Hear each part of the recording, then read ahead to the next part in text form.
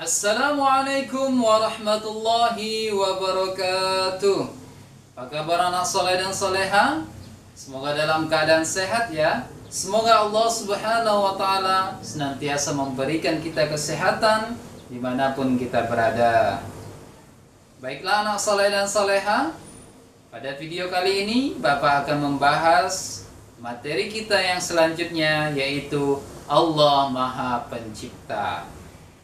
Namun sebelum itu, kita tidak lupa dulu berdoa kepada Allah Subhanahu wa Ta'ala agar diberikan ilmu yang bermanfaat dan diberikan pemahaman yang baik. Mari sama-sama kita berdoa. Berdoa sebelum belajar. Bismillahirrahmanirrahim.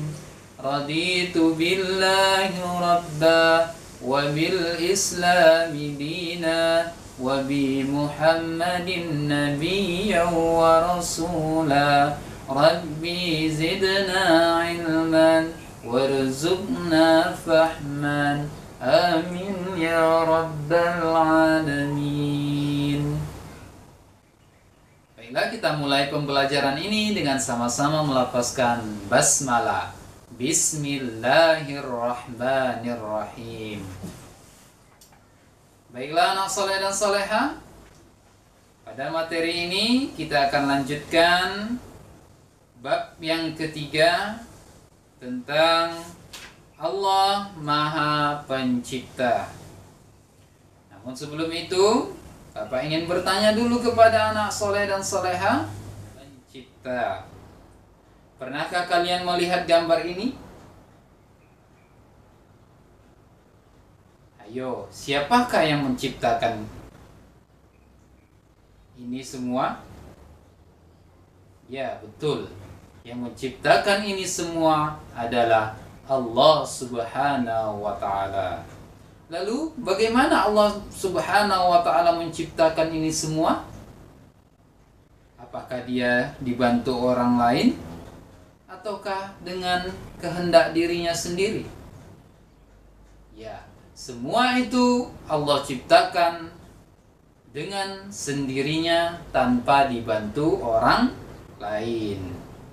Jadi, semua yang ada di alam semesta ini adalah ciptaan Allah Subhanahu wa Ta'ala.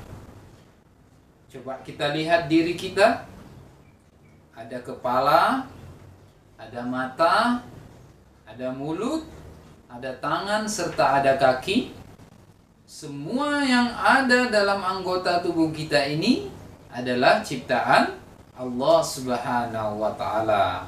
Jadi, kita harus selalu bersyukur kepada Allah Subhanahu wa Ta'ala dengan mempergunakan apa yang Allah ciptakan ini dengan sebaik-baiknya. Contoh, mata kita pergunakan untuk melihat yang baik-baik. Telinga kita menggunakan untuk mendengar nasihat-nasihat yang baik. Tangan kita gunakan untuk membantu orang lain, untuk sesuatu yang baik. Kaki untuk berjalan ke arah yang baik, belajar ke sekolah, melaksanakan sholat ke masjid atau mengaji ke masjid. Itu semua adalah bukti kita bersyukur kepada Allah Subhanahu wa Ta'ala atas nikmat yang Allah berikan kepada kita. Lalu Allah Subhanahu wa Ta'ala memiliki sifat Asmaul Husna yang disebut Al-Khaliq. Apa arti Al-Khaliq? Al-Khaliq artinya Allah Maha Pencipta. Coba kita lihat di lingkungan kita, di sekitar kita. Ada pepohonan, ada hewan-hewan, ada gunung, ada laut. Semua itu adalah ciptaan Allah Subhanahu wa Ta'ala. Baiklah anak soleh dan soleha, coba perhatikan gambar berikut ini. Ini semua adalah ciptaan Allah Subhanahu wa taala. Ciptaan Allah Subhanahu wa taala disebut makhluk. Allah Subhanahu wa taala menciptakan alam semesta ini dengan kekuatannya sendiri tanpa dibantu orang lain. Allah Subhanahu wa taala menciptakan manusia, hewan, tumbuh-tumbuhan, itu semua untuk selalu tunduk kepada Allah Subhanahu wa taala. Kita harus selalu bersyukur atas nikmat yang Allah berikan. Kemudian kita terus menjalankan perintah Allah dan menjauhi larangan Allah Subhanahu wa taala. Seperti sholat, puasa, menolong orang lain, bersedekah, dan lain sebagainya. Itu adalah menjalankan perintah Allah Subhanahu wa taala.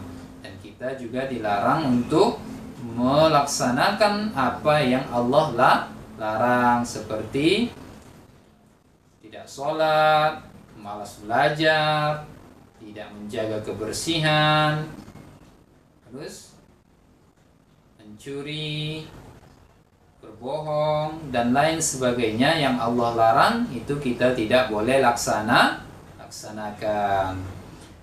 Jadi kesimpulan dari video ini adalah Allah Subhanahu wa taala bersifat Al-Khaliq. Yuk sama-sama kita baca Al-Khaliq. Artinya Allah Maha Pencipta.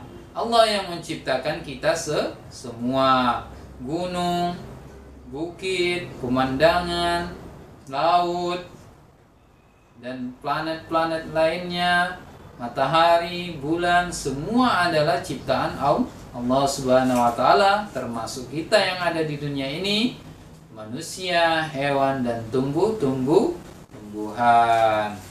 Jadi Allah Subhanahu wa taala menciptakan segala yang ada di permukaan bumi ini dengan kekuatannya sendiri tanpa dibantu orang lain. Oke ya, paham ya anak bapak yang soleh dan soleha?